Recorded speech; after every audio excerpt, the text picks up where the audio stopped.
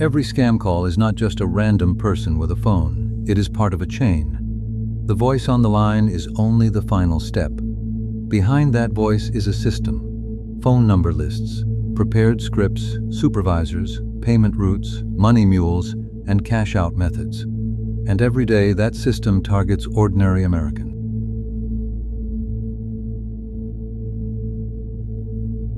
In the United States, scam calls are no longer just small-time fraud.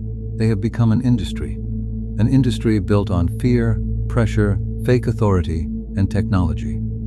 The most dangerous part is this: victims often think they are dealing with one suspicious caller, but they are really dealing with a business model.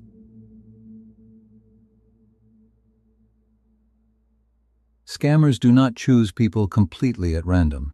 They look for pressure points: older Americans, people living alone, immigrants who may be afraid of legal trouble, people with debt, people who trust phone calls from banks, government offices, or medical services. The target is not always the richest person.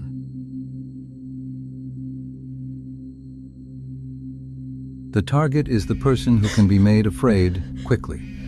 The first move is almost always the same. The scammer borrows authority. They may say they are calling from the Social Security Administration, or the IRS, or Medicare, or your bank's fraud department, or even a local police department. They might say your Social Security number was used in a crime. They might say your bank account has been compromised. They might say your benefits are about to be suspended. The goal is simple: make you believe the person on the phone has power over your money, your identity, or your freedom.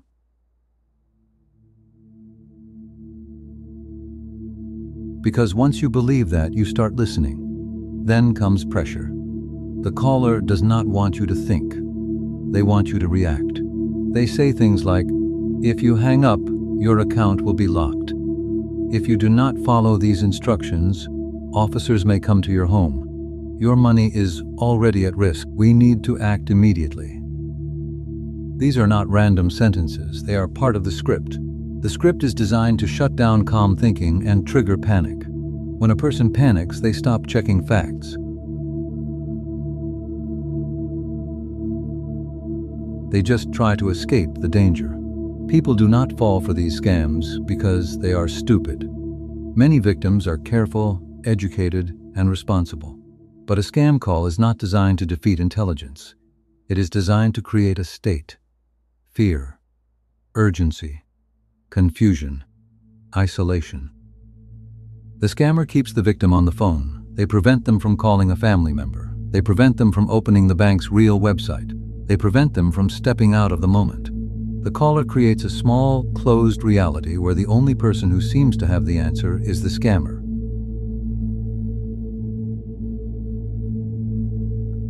Once the victim is afraid, the caller takes control. They ask questions. They give instructions. They tell the victim not to speak to anyone else. They may say, "This is a confidential investigation. If you tell anyone, you could interfere with the case. Your bank may be compromised, so do not call them. Your family could be involved." Every one of these lines has the same purpose: isolation. The less outside information the victim has, the easier they are to control. Now the scam has to turn fear into money.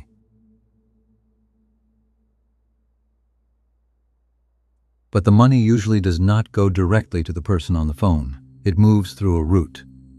The victim may be told to buy gift cards, or send a wire transfer, or move money through Zelle, Cash App, Venmo, or another payment app, or withdraw cash and deposit it into a crypto ATM. Sometimes the money moves through money mules, people who receive funds and forward them somewhere else. To the victim, it feels like one phone call, but behind the call is a financial pathway. Scammers love gift cards and crypto for one reason: they are hard to reverse. Gift cards can be drained quickly. Crypto transfers are difficult to undo. Wire transfers can move fast. And once money passes through multiple people or accounts, it becomes harder to trace. So if anyone on the phone tells you to buy gift cards, send crypto, or move money to protect your account, that is a major warning sign. Government agencies do not operate that way. Banks do not operate that way. Police departments do not operate that way. The scariest part is that many of these operations work like a business. There are people who collect or sell phone number lists.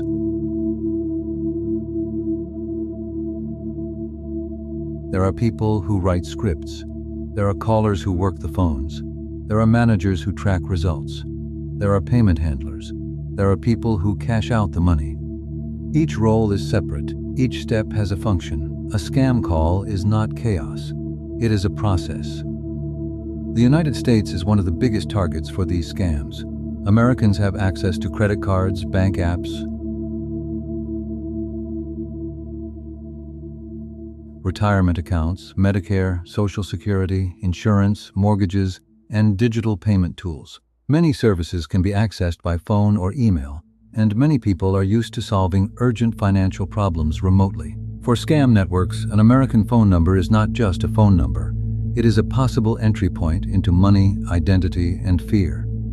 Here are the warning signs. 1. A government agency demands gift cards. That is not real.